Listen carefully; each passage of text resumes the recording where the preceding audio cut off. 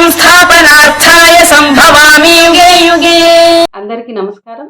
శ్రీ శ్రీ శ్రీ ఆచార్య ప్రబోధానంద యోగీశ్వర్ల వారికి జగద్గురువైనటువంటి శ్రీకృష్ణ పరమాత్మకు నమస్కరించుకుంటూ త్రైత సిద్ధాంత భగవద్గీతలోని క్షేత్రజ్ఞ విభాగ యోగము అనే అధ్యాయంలో 34వ శ్లోకం గురించి తెలుసుకుందాము.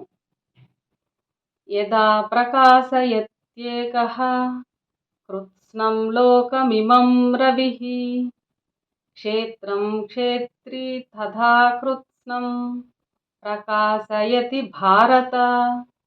ఈ శ్లోకము పరమాత్మ గురించి తెలియజేశారు. భావము: సూర్యుడొక్కడే ఈ లోకమునంతటిని ఎట్లు ప్రకాశింప చేయగలుగుతున్నాడో అట్లే పరమాత్మ సమస్త క్షేత్రములను క్షేత్రజ్ఞులను ప్రకాశింపజేయుచున్నాడు.